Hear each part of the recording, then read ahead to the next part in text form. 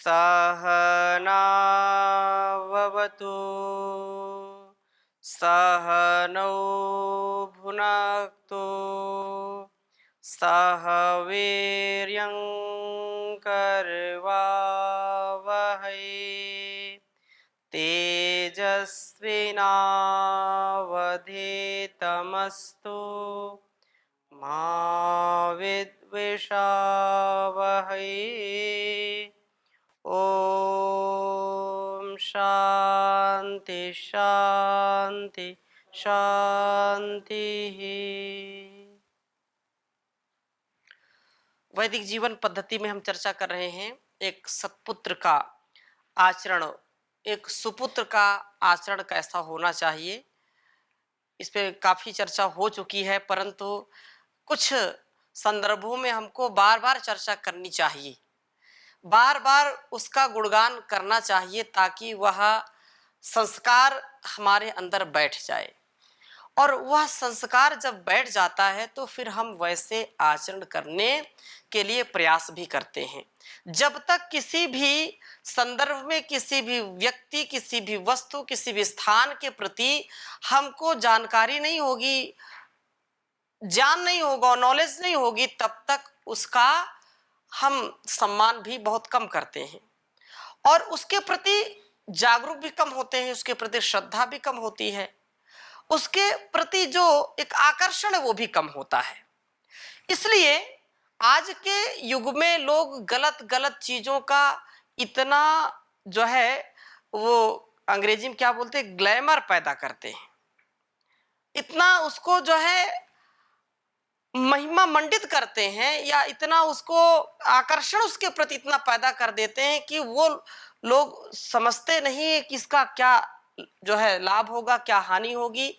वो उसके प्रति आकर्षित होकर के उसको प्रयोग करने लग जाते हैं। करोड़ों करोड़ करोड़ों अरबों रुपए रोज इसमें खर्च होते हैं एडवर्टाइजमेंट में। यही एक वो है। तो जब गलत चीजों का लोग एडवर्टाइजमेंट करते हैं, प्रचार करते हैं, तो हमको अच्छी चीजों का प्रचार करना चाहिए। भारतीय जो संस्कृति है, जो वैदिक परंपरा है, जो वैदिक जीवन पद्धति है, वैज्ञानिक जीवन पद्धति है, सभी प्रकार से जो खरी उतरती है, उसके प्रति बड़ा षड्यंत्र किया गया। और हमारी जो सुसंतानें थी उनको पथभ्रष्ट किया गया, और आज रोज यही काम होता है। प्रभात जागरण से लेकर के शयन पर्यंत 24 घंटे हमारे संतानों, हमारे पुत्र पुत्रियों के आचरण, उनके शील स्वभाव से लोग खिलवाड़ करते हैं, उनके पितृभक्त से उनको धराशायी करते हैं, गिराते हैं, मातृभक्ति से उनको गिराते हैं। उनके अपने निजी जो संबंध हैं, जो एक परिवार को जोड़ करके रखते हैं, ऐसे ऐसे सीरियल, ऐसे ऐसे प्रचार प्रसार लोग दिखाते हैं। ऐसे दूषित मानसिकता से लोग कुठाराघात कर रहे हैं भारतीय संस्कृति में, जिससे हमारी ही संतानें, हमारे ही पुत्र पुत्रियां अपने निज कर्तव्य को भूल जाते हैं। अपने माता पिता जिनसे उनका जन्म हुआ है, उन्हीं के प्रति वो विष घोलते हैं। उसका क्या कारण है? क्योंकि गलत घुट्टी पिलाई गई। जैसी उनको घुट्टी पिलाई गई, जैसा उनको ज्ञान कराया गया, वैसा उनके अंदर संस्कार एक जन्म ले लेता है। तो मैं चर्चा कर रहा था कि मातृ पितृभक्त जो पितृयज्ञ का प्रकरण चल रहा है, तो हमको बार बार इन बातों का श्रवण करना चाहिए, बार बार इन बातों का हमको जो है अपने मन के अंदर विचार करना चाहिए। माता पिता या पुत्र पुत्रियां अपने कर्तव्य, पिछली कक्षा में भी मैंने चर्चा की थी कर्तव्यों के विषय में, यदि अपने कर्तव्य को निभाने लगे तो निश्चित रूप से ये धरा ही स्वर्ग बन जाए। ये स्वर्ग यही है। और माता पिता तो अपने जीवन को लगा करके संतानों को चमकाते हैं, संतानों को दिव्य बनाते हैं, उनको विशेष जो है सुविधाओं में पालते पोसते हैं, ताकि उनको कोई अभाव ना हो। इसलिए माता पिता की भक्ति, उनका प्रियाचरण ही पितृभक्ति है, पितृयज्ञ है, उनका सच्चा तर्पण है, उनकी सच्ची श्राद्ध है। श्रद्धा पूर्वक उनके सेवा में, उनके प्रियाचरण में हम लगे रहें। बहुत सुंदर किसी ने लिखा है, मात पिता गुरु प्रभु चरणों में प्रणमत बारंबार, हम पर किया बड़ा उपकार, हम पर किया बड़ा उपकार। माता ने जो कष्ट उठाया वह ऋण कभी ना जाए चुकाया, उंगली पकड़ कर चलना सिखाया, ममता की दी शीतल छाया। जिनकी गोदी में पल बढ़कर हम कहलाते होशियार, हम पर किया बड़ा उपकार, हम पर किया बड़ा उपकार। पिता ने हमको योग्य बनाया, कमा कमा कर अन्न खिलाया। पिता ने हमको योग्य बनाया, कमा कमा कर अन्न खिलाया। पढ़ा लिखा गुणवान बनाया, जीवन पथ पर चलना सिखाया। जोड़ जोड़ अपनी संपत्ति का बना दिया हकदार, हम पर किया बड़ा उपकार, हम पर किया बड़ा उपकार। अब गुरु के प्रति क्या है, तत्व जान गुरु ने दर्शाया, अंधकार सब दूर हटाया। हृदय में भक्ति दीप जलाकर हरि दर्शन का मार्ग बताया। बिन स्वार्थ हो कृपा करके ये इतने बड़े हैं उदार, हम पर किया बड़ा उपकार, हम पर किया बड़ा उपकार। मात पिता गुरु प्रभु चरणों में दंडवत बारंबार, हम पर किया बड़ा उपकार। प्रभु कृपा से नर तन पाया, संत मिलन का साज सजाया। बल बुद्धि और विद्या देकर सब जीवों में श्रेष्ठ बनाया। प्रभु कृपा से नर तन पाया, संत मिलन का साज सजाया। बल बुद्धि और विद्या देकर सब जीवों में श्रेष्ठ बनाया। जो भी इनकी शरण में आता कर देते उद्धार, हम पर किया बड़ा उपकार, हम पर किया बड़ा उपकार। मात पिता गुरु प्रभु चरणों में दंडवत बारंबार, हम पर किया बड़ा उपकार, हम पर किया बड़ा उपकार। तो उनके उपकारों का हम बदला कभी चुका नहीं सकते, कभी ऋणी नहीं हो सकते हैं। और उनकी कृतज्ञता, उनकी भक्ति, उनके द्वारा दी गई जो अनुमति है, उनके द्वारा दिया गया उपदेश आदेश निर्देश, उनके द्वारा दी गई शिक्षा से ही हमारा कल्याण होता है। इसलिए यह पितृभक्त, मातृभक्त, गुरु भक्त, ईश्वर भक्त जो संतान होगा या जो पुत्र या पुत्री ऐसा आचरण करेगा या करेगी, उसका जीवन कभी भी हताशा, निराशा, दुख में, क्लेश में, तनाव में, टेंशन में नहीं व्यतीत होगा। वह सदा सर्वदा सर्वत्र सुखमय आनंदमय जीवन को व्यतीत करेंगे। इसलिए हम सच्ची जो पितृभक्ति है, जो पितृयज्ञ है, पितृयज्ञ का जो प्रकरण है इसमें माता पिता गुरु आचार्य सब आते हैं, तो वैसा हम आचरण करें। और पिछली कक्षा में कुछ श्लोकों को हमने आपके समक्ष रखा था और आगे चर्चा कर रहे हैं। बहुत ही सुंदर श्लोक बताया यहाँ पर। जैसे पिछली कक्षा में हमने चर्चा की थी कि दुर्बलार्था बलम यस्य धर्मार्थश्च परिग्रहः वाक् सत्य वचनार्था च पिता तेनैव पुत्रवान। तो ये कहा था कि ये पुत्रवान पिता होगा वो। ऐसे ही पुत्र वाली कौन सी माता होगी, कैसे गुणों से संपन्न संतान हो तो माता पुत्रवती कहलाएगी। जैसे पुत्रवान पिता वैसे पुत्रवती पुत्रनी मां कहलाने का अधिकार या कहलाने के योग्य कौन है, उसके संदर्भ में बहुत सुंदर श्लोक आपके समक्ष मैं रख रहा हूं। इसको लिखेंगे। प्रज्ञया व प्रसारिण्या, प्रज्ञया व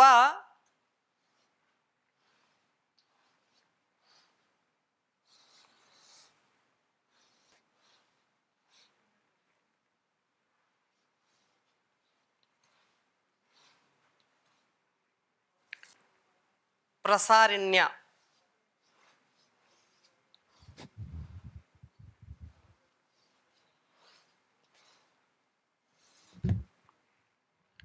यो बलेन धनेन वा,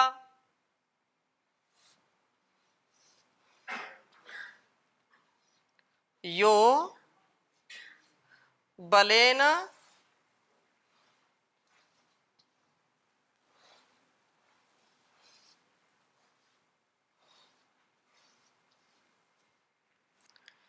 धनेन वा,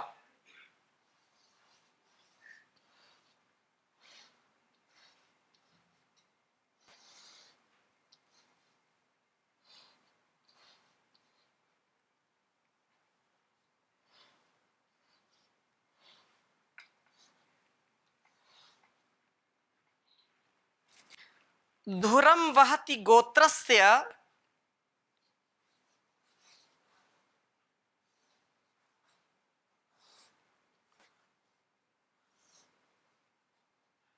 धुरम वहति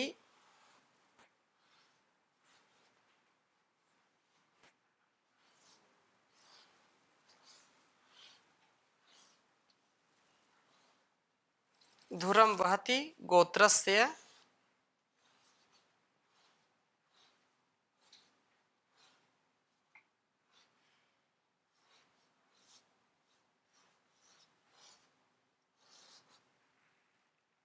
जननी तेन पुत्रिणी,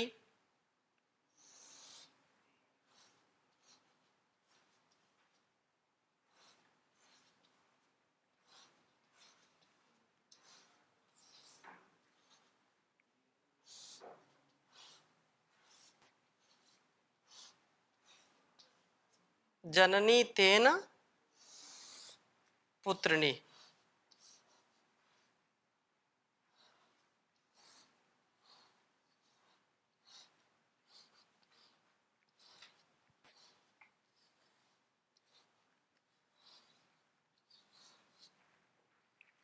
उच्चारण करेंगे। प्रज्ञया व प्रसारिण्या यो बलेन धनेन वा धुरं वहति गोत्रस्य जननी तेन पुत्रिणी। प्रज्ञया व प्रसारिण्या यो बलेन धनेन वा धुरं वहति गोत्रस्य जननी तेन पुत्रिणी।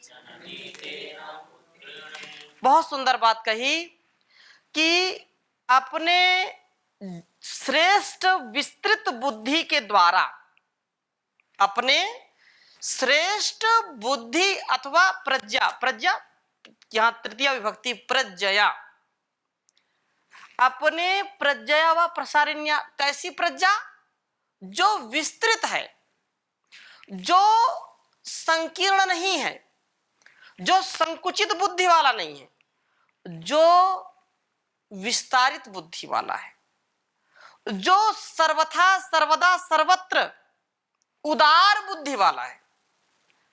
प्रज्ञा प्रकर्षेण जानाति, ज्ञानबोधने, जो बहुत ही अच्छी प्रकार से चीजों को समझता है, जानता है, विवेक वैराग्य पूर्वक जिसका जीवन चलता है।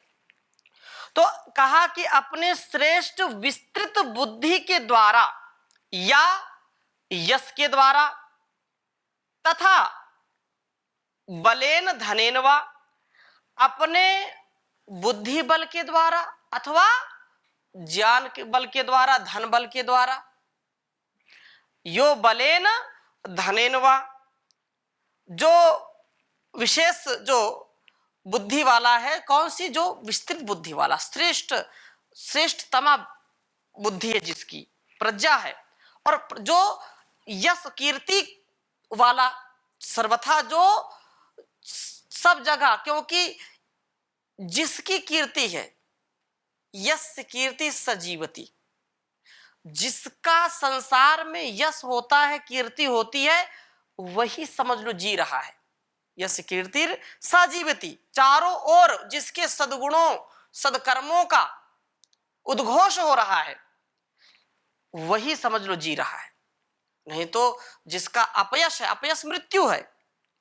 इसलिए कहा कि जिसकी जो है विस्तृत बुद्धि के द्वारा या यश के द्वारा, ज्ञान के द्वारा तथा बल और धन के द्वारा, जो धूरम वहति गोत्रम, जो पुत्र अपने गोत्र की जो है धुरा का वहन करने वाला है। बोली तो ये तो कुल का जो है दीपक है, कुल की धुरी है, ऐसा बोलते हैं।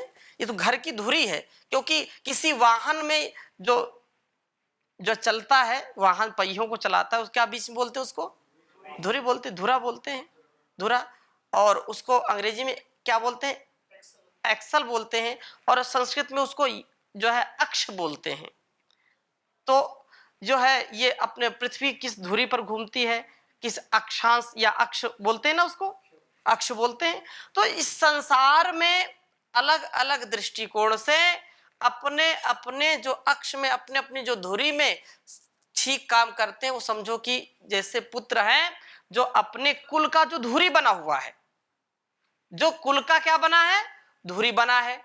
धुरम वहति गोत्र से, अपने जो गोत्र का, अपने कुलवंश का जो वहन करने वाला है, निश्चित रूप से ऐसी संतान ही एक सुसंतान कहलाने के योग है, सुपुत्र कहलाने के योग है। और ऐसी संतान को पा करके, ऐसे जो धुरा बना हुआ है संतान, उसी पुत्र के कारण माता पुत्र वाली कहलाती है। उसी पुत्र के कारण माता क्या कहलाती है? पुत्रवती कहलाती है। पुत्रवती कहलाने का उसको सौभाग्य प्राप्त होता है। जो बुद्धिमान नहीं है, जिसकी यश और कीर्ति नहीं है, जो बलहीन है, जो धनहीन है, जो अपने कुल वंश में खुद ही कुल्हाड़ी मारने वाला हो, खुद ही उसको कलंकित करने वाला हो, ऐसी संतान न होना अच्छा है। ऐसी संतान है तो ऐसी संतान होने से मां कभी भी पुत्रवती कहला नहीं सकती है। कुछ इसके पहले भी श्लोक पढ़े कि ऐसे तो बांझ रहना ही अच्छा है, पूरे जीवन भर जो संतान ना हो अच्छा है। तो जीवन भर वो बांझ रहे चलेगा, कम से कम शारीरिक सामर्थ्य तो उसको रहेगा। अतः ये बहुत सुंदर बात यहां पर कही है। एक बहुत अच्छी बात आगे कही कि मृष्टम की सुतवचनम मृष्टतरम की तदेव सुतवचनम मृष्टतमम किम श्रुति परिपक्वम तदेव सुतवचनम, कि शुद्ध तथा श्रेष्ठ क्या है? सुत का वचन ही है। और शुद्ध से बढ़कर भी शुद्ध श्रेष्ठ क्या है? सुत का वचन। और उससे भी बढ़कर सुत का वचन जो श्रुति के अनुसार हो, मार्जित हो तथा जो शुद्ध हो, वही सुत कहलाने की योग्य है। सुत जो शुद्ध है, प्योर है, जो पवित्र है, जिसमें कोई छल नहीं है, जिसमें कोई कपट नहीं है, जो सर्वदा सर्वथा विशुद्धता को प्राप्त है, वही सुत कहलाने की योग्य है। और ऐसी भावना, ऐसी कामना प्रत्येक पुत्र को, प्रत्येक संतान को करनी चाहिए कि मेरे अंदर कोई भी दोष ना आए, मैं निर्विकारी रहूं, निरअहंकारी रहूं, सदा सदाचारी रहूं, परोपकारी रहूं। ऐसी भावना यदि होगी तो वो संसार में सर्वश्रेष्ठ संतान कहलाएगा और चारों ओर अपने कुल वंश का नाम प्रकाशित करने वाला होगा। अतः बहुत ही सुंदर बात कही, पात्रम न ताप्यति नैव मलम प्रसूते स्नेहम न संहरति नैव गुणां क्षिणोति, कि अच्छा पुत्र योग्यों को दुख नहीं देता। इसलिए यह एक विशेष श्लोक मैं आपके समक्ष लिख रहा हूं, इसको भी लिख लो, थोड़ा सा ये बड़ा है, फिर भी यह प्रकरण बहुत ही सुंदर है हम सबके लिए। यदि ऐसा जो वचन यहाँ पर हमारे लिए उद्धृत किए गए हैं, यदि हमारा जीवन ऐसा हो जाए तो फिर क्या कहने।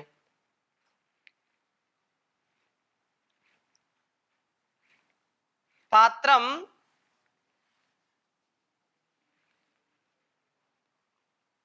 न तापयति,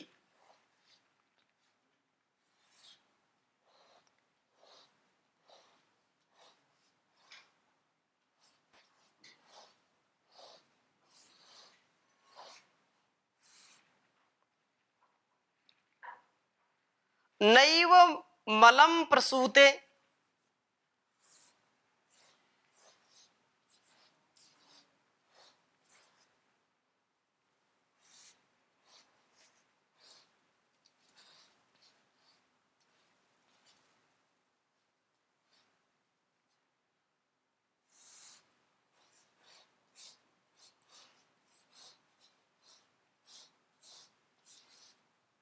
नैव मलम प्रसूते स्नेहम न संहरति,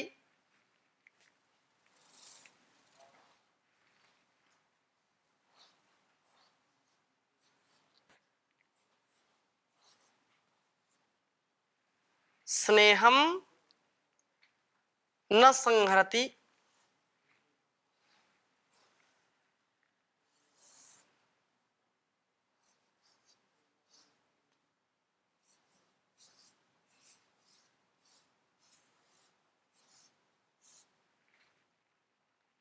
नैव गुणां क्षिणोति,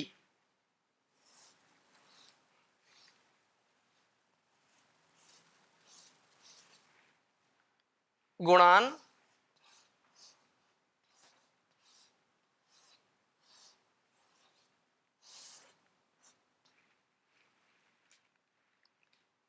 क्षिणोति।